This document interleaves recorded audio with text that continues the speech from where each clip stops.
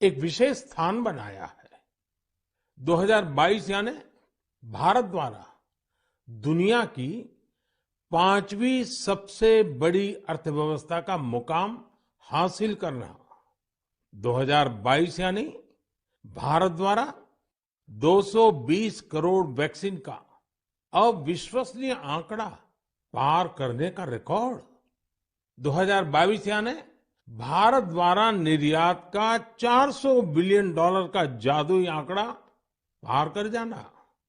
2022 यानी देश के जन जन द्वारा आत्मनिर्भर भारत के संकल्प को अपनाना, जी कर दिखाना। 2022 यानी भारत के पहले स्वदेशी एयरक्राफ्ट कैरियर आईएनएस विक्रांत का स्वागत। 2022 यानी स्पेस, ड्रोन और डिफेंस सेक्टर में भारत का परचम। 2022 यानी हर क्षेत्र में भारत का दमखम। खेल के मैदान में भी, चाहे कॉमनवेल्थ गेम्स हो या हमारी महिला हॉकी टीम की जीत, हमारे युवाओं ने जबरदस्त सामर्थ्य दिखाया। साथियों, इन सब के साथ ही साल 2022 एक और कारण से हमेशा याद किया जाएगा। ये है एक भारत श्रेष्ठ भारत की भावना का विस्तार।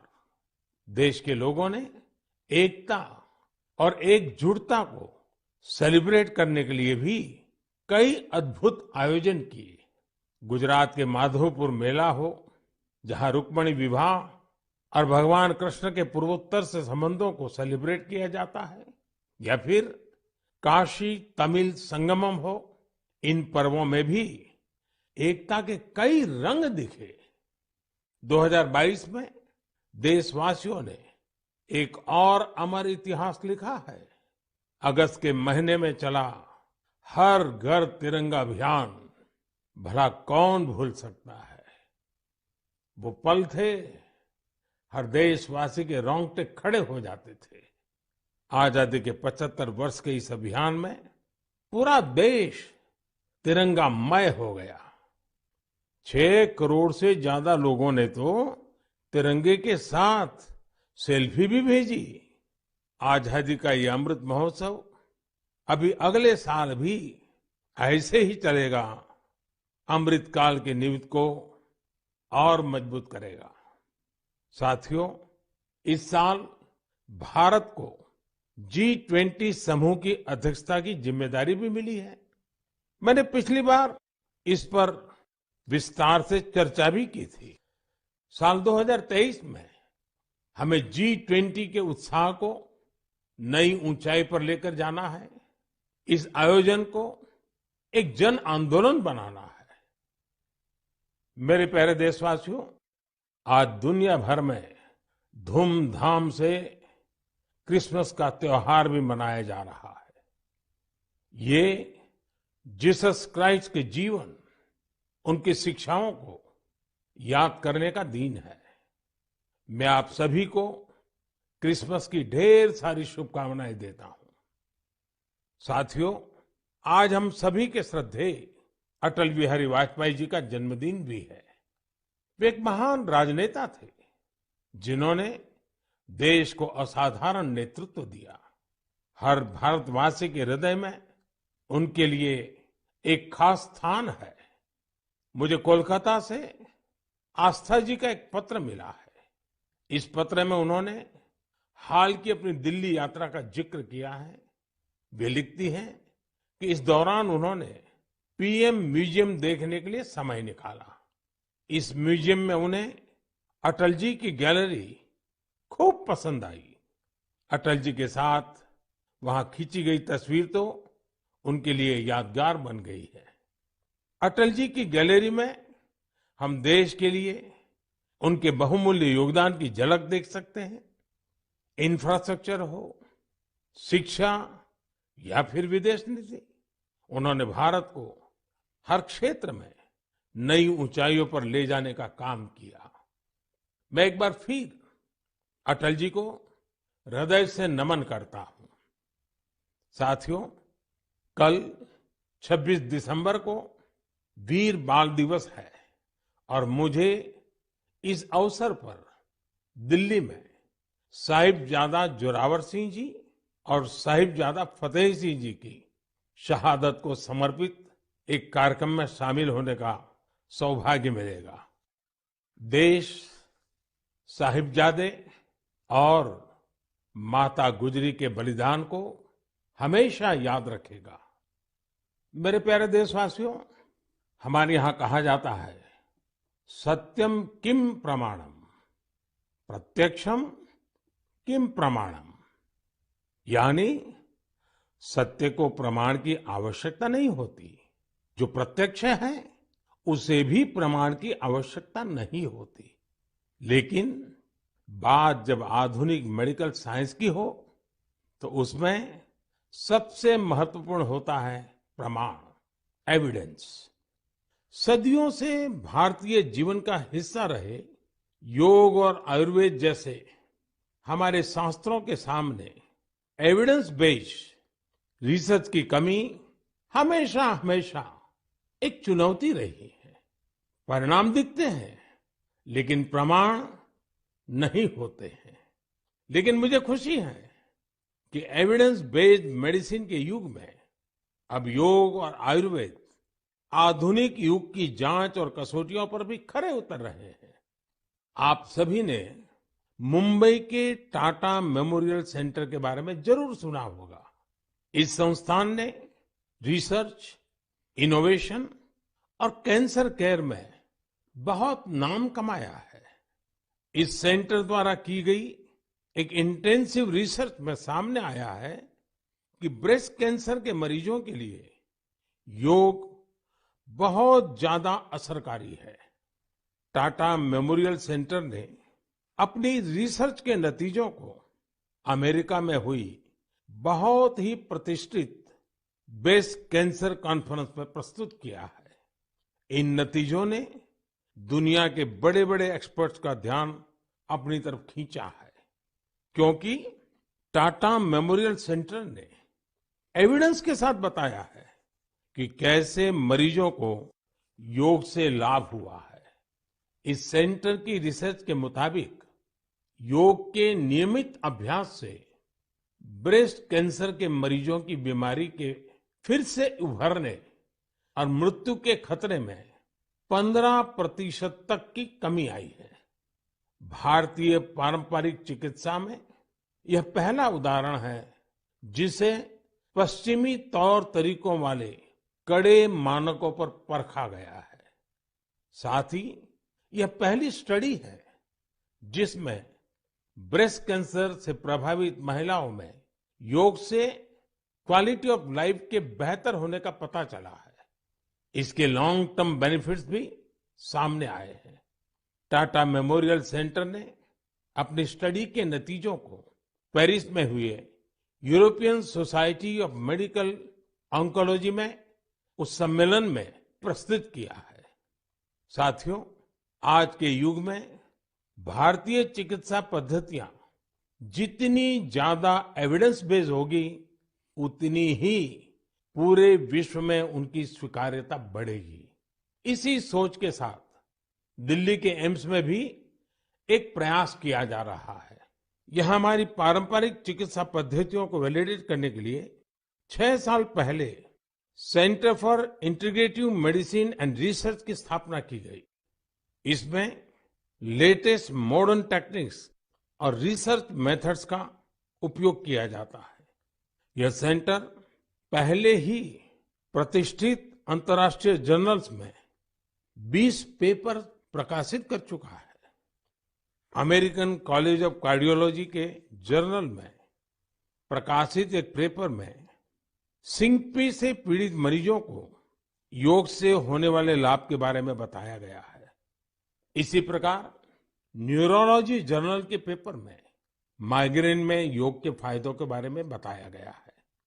इनके अलावा कई और बीमारियों में भी योग के बेनिफिट्स को लेकर स्टडी की जा रही है, जैसे heart disease, depression, sleep disorders और प्रेगनेंसी के दौरान महिलाओं को होने वाली समस्याएं। साथियों, कुछ दिन पहले ही मैं वर्ल्ड आयुर्वेद कांग्रेस के लिए गोवा में था। इसमें 40 से ज्यादा देशों के डेलीगेट शामिल हुए और यहाँ 550 से अधिक साइंटिफिक पेपर्स प्रेजेंट किए गए। भारत सहित दुनिया भर की करीब 215 कंपनियों ने यहाँ एग्जीबिशन में अपने प्रोडक्ट्स को डिस्प्ले किया। 4 दिनों तक चले इस एक्सपो में 1 लाख से भी अधिक लोगों ने आयुर्वेद से जुड़े अपने एक्सपीरियंस को एंजॉय किया। आयुर्वेद कांग्रेस में भी मैंने दुनिया भर से जुटे आयुर्वेद एक्सपर्ट्स के सामने एविडेंस बेस्ड रिसर्च का आग्रह दोहराया। जिस तरह कोरोना वैश्विक महामारी के इस समय में योग और आयुर्वेद की शक्ति को हम सभी देख रहे हैं, उसमें इनसे जुड़ी एविडेंस बेस्ड रिसर्च बहुत ही महत्वपूर्ण साबित होगी। मेरा आपसे भी आग्रह है कि योग, आयुर्वेद और हमारी पारंपरिक चिकित्सा पद्धतियों से जुड़े हुए ऐसे प्रयासों के बारे में अगर आपके पास कोई जानकारी हो तो उन्हें सोशल मीडिया पर जरूर शेयर करें। मेरे प्यारे देशवासियों, बीते कुछ वर्षों में हमने स्वास्थ्य क्षेत्र से जुड़ी कई बड़ी चुनौतियों पर विजय पाई है। इसका पूरा श्रेय हमारे मेडिकल एक्सपर्ट्स, साइंटिस्ट और देशवासियों की इच्छा शक्ति को जाता है। हमने भारत से स्मॉल पॉक्स, पोलियो और गिनी वॉर्म जैसी बीमारियों को समाप्त करके दिखाया है। आज मन की बात के श्रोताओं को मैं एक और चुनौती के बारे में बताना चाहता हूं, जो अब समाप्त होने की कगार पर है। ये चुनौती है, ये बीमारी है कालाजार।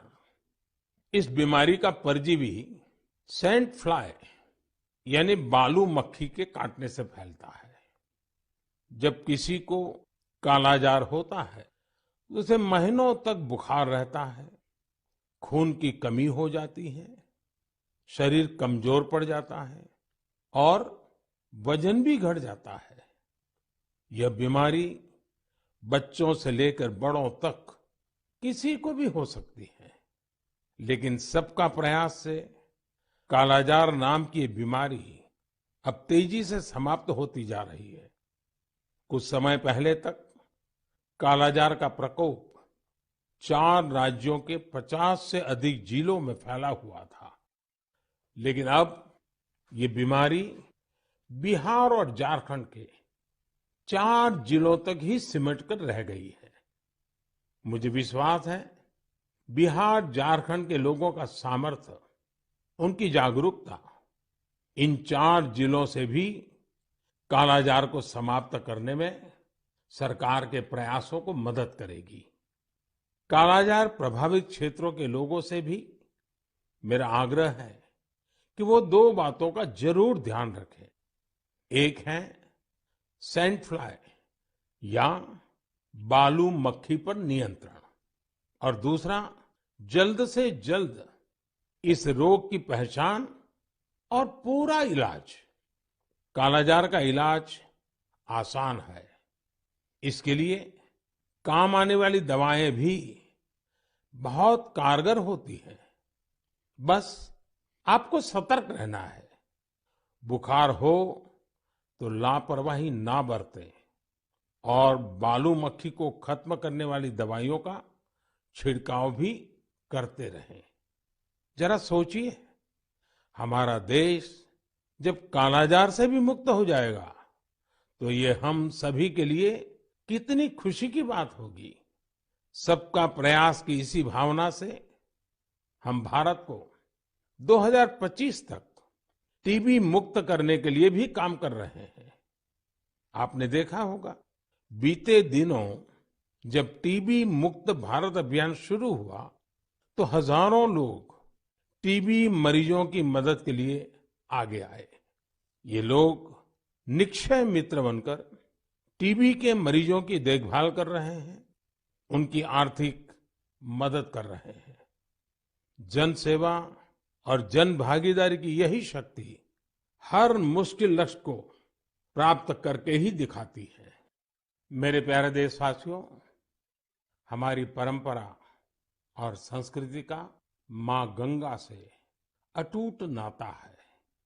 गंगा जल हमारी जीवन धारा का अभिन्न हिस्सा रहा है और हमारे शास्त्रों में भी कहा गया है, नमामि गंगे तव पाद पंकजम सुर असुरई वंदित दिव्य रूपम भुक्तिम च मुक्तिम च ददासि नित्यम भाव अनुसारेण सदा नराणाम। अर्थात हे मां गंगा, आप अपने भक्तों को उनके भाव के अनुरूप सांसारिक सुख, आनंद और मोक्ष प्रदान करती है। सभी आपके पवित्र चरणों का वंदन करते हैं। मैं भी आपके पवित्र चरणों में अपना प्रणाम अर्पित करता हूं। ऐसे में सदियों से कल कल बहती मां गंगा को स्वच्छ रखना हम सबकी बहुत बड़ी जिम्मेदारी है। इसी उद्देश्य के साथ 8 साल पहले हमने नमामि गंगे अभियान की शुरुआत की थी। हम सभी के लिए गौरव की बात है कि भारत की इस पहल को आज दुनिया भर की सराहना मिल रही है। यूनाइटेड नेशंस ने नमामि गंगे मिशन को इकोसिस्टम को रिस्टोर करने वाली दुनिया के टॉप 10 इनिशिएटिव में शामिल किया है। ये और भी खुशी की बात है कि पूरे विश्व के 160 ऐसे इनिशिएटिव्स में नमामि गंगे को यह सम्मान मिला है। साथियों, नमामि गंगे अभियान की सबसे बड़ी ऊर्जा लोगों की निरंतर सहभागिता है। नमामि गंगे अभियान में गंगा प्रहरियों और गंगा दूतों की भी बड़ी भूमिका है। वे पेड़ लगाने, घाटों की सफाई, गंगा आरती, नुक्कड़ नाटक, पेंटिंग और कविताओं के जरिए जागरूकता फैलाने में जुटे हैं। इस अभियान से बायोडायवर्सिटी में भी काफी सुधार देखा जा रहा है। हिल्सा मछली, गंगा डॉल्फिन और कछुओं की विभिन्न प्रजातियों की संख्या में काफी वृद्धि हुई है। गंगा का इकोसिस्टम क्लीन होने से आजीविका के अन्य अवसर भी बढ़ रहे हैं। यहाँ मैं जलज आजीविका मॉडल की चर्चा करना चाहूंगा, जो कि बायोडायवर्सिटी को ध्यान में रखकर तैयार किया गया है। इस टूरिज्म बेस्ड बोट सफारीज को 26 लोकेशंस पर लॉन्च किया गया है। जाहिर है, नमामि गंगे मिशन का विस्तार, उसका दायरा नदी की सफाई से कहीं ज्यादा बढ़ा है। ये जहां हमारी इच्छा शक्ति और अथक प्रयासों का एक प्रत्यक्ष प्रमाण है, वहीं ये पर्यावरण संरक्षण की दिशा में विश्व को भी एक नया रास्ता दिखाने वाला है। मेरे प्यारे देशवासियों, जब हमारी संकल्प शक्ति मजबूत हो तो बड़ी से बड़ी चुनौती भी आसान हो जाती है। इसकी मिसाल पेश की है सिक्किम के थेगू गांव के संगे शेरपा जी ने।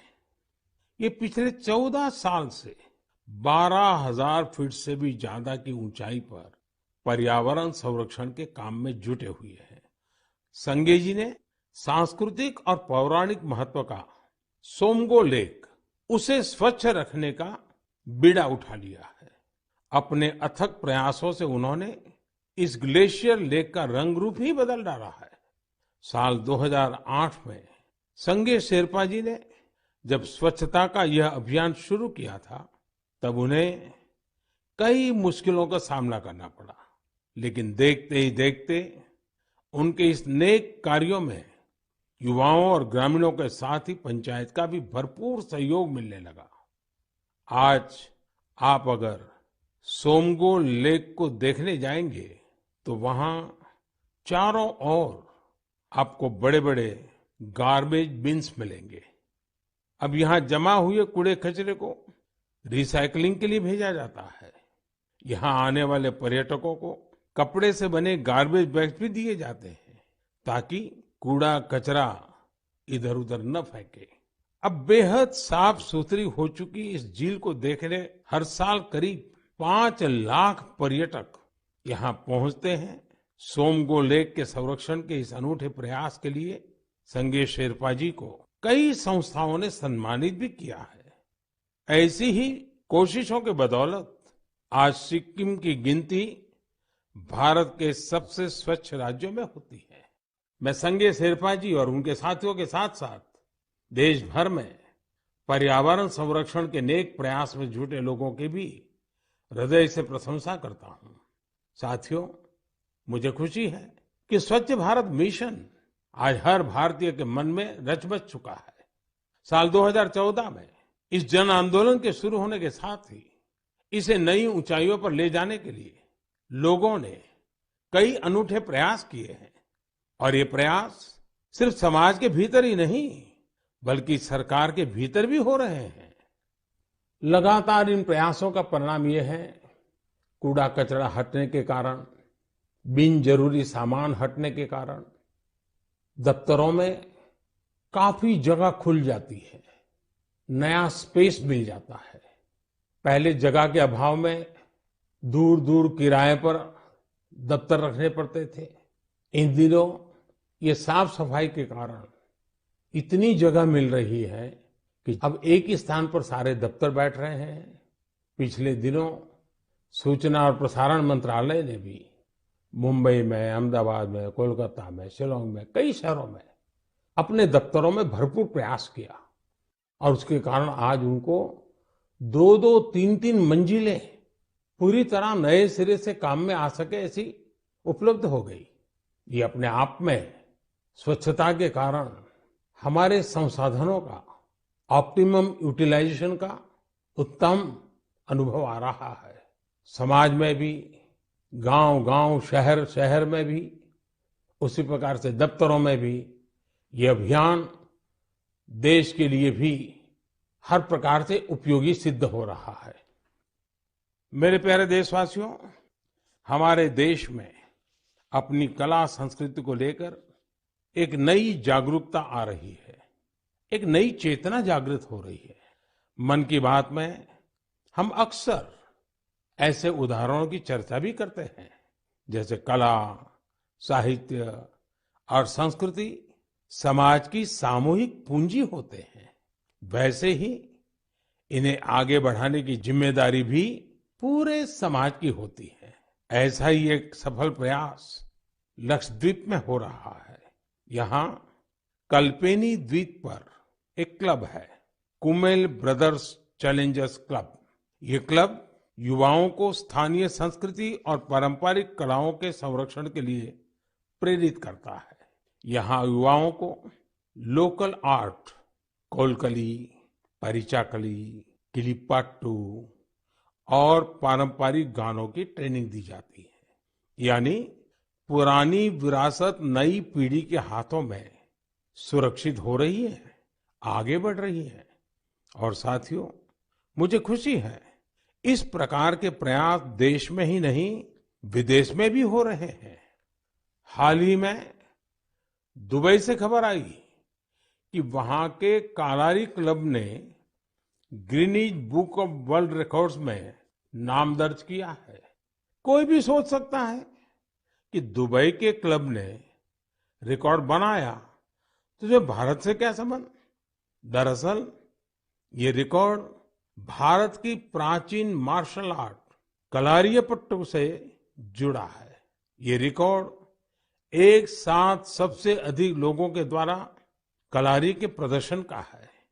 कलारी क्लब दुबई में दुबई पुलिस के साथ मिलकर ये प्लान किया और यूएई के नेशनल डे में प्रदर्शित किया। इस आयोजन में 4 साल के बच्चों से लेकर 60 वर्ष तक के लोगों ने कलारी की अपनी क्षमता का बेहतरीन प्रदर्शन किया। अलग अलग पीढ़ियां कैसे एक प्राचीन परंपरा को आगे बढ़ा रही हैं, पूरे मनोयोग से बढ़ा रही हैं, ये उसका अद्भुत उदाहरण है। साथियों, मन की बात के श्रोताओं को मैं कर्नाटका के गडक जिले में रहने वाले कवेम श्री जी के बारे में भी बताना चाहता हूँ।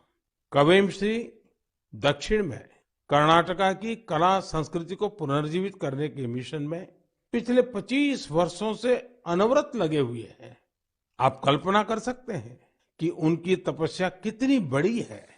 पहले तो वो होटल मैनेजमेंट के प्रोफेशन से जुड़े थे, लेकिन अपनी संस्कृति और परंपरा को लेकर उनका लगाव इतना गहरा था कि उन्होंने इसे अपना मिशन बना लिया। उन्होंने कला चेतना के नाम से एक मंच बनाया।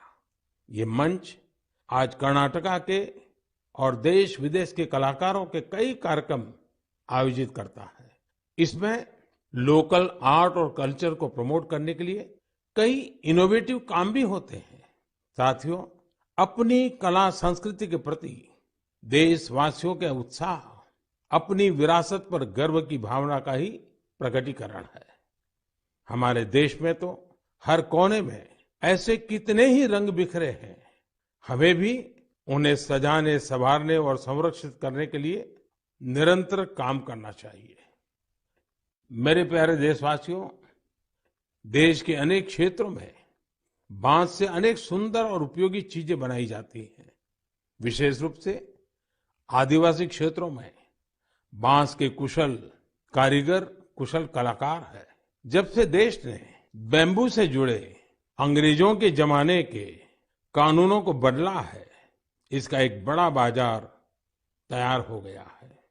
महाराष्ट्र के पालघर जैसे क्षेत्रों में भी आदिवासी समाज के लोग बैम्बू से कई खूबसूरत प्रोडक्ट्स बनाते हैं। बैम्बू से बनने वाले बॉक्सेस, कुर्सी, चायदानी, टोकरियां और ट्रे जैसी चीजें खूब लोकप्रिय हो रही है। यही नहीं, ये लोग बैम्बू घास से खूबसूरत कपड़े और सजावट की चीजें भी बनाते हैं। इससे आदिवासी महिलाओं को रोजगार भी मिल रहा है और उनके हुनर को पहचान भी मिल रही है। साथियों, कर्नाटका के एक दंपति सुपारी के रेशे से बनी कई यूनिक प्रोडक्ट्स इंटरनेशनल मार्केट तक पहुंचा रहे हैं। कर्नाटका में शिवमोगा में ये दंपति हैं, श्रीमान सुरेश और उनकी पत्नी श्रीमती मैथिली। ये लोग सुपारी के रेशे से ट्रे, प्लेट और हैंडबैग से लेकर कई डेकोरेटिव चीजें बना रहे हैं। इसी रेशे से बनी चप्पलें भी आज खूब पसंद की जा रही हैं। उनके प्रोडक्ट्स आज लंदन और यूरोप के दूसरे बाजारों तक में बिक रहे हैं। यही तो हमारे प्राकृतिक संसाधनों और पारंपरिक हुनर की खूबी है, जो सबको पसंद आ रही है। भारत के इस पारंपरिक ज्ञान में दुनिया सस्टेनेबल फ्यूचर के रास्ते देख रही है। हमें खुद भी इस दिशा में ज्यादा से ज्यादा जागरूक होने की जरूरत है। हम खुद भी ऐसे स्वदेशी और लोकल प्रोडक्ट इस्तेमाल करें और दूसरों को भी ये उपहार में दें। इससे हमारी पहचान भी मजबूत होगी, स्थानीय अर्थव्यवस्था भी मजबूत होगी और बड़ी संख्या में लोगों का भविष्य भी उज्जवल होगा।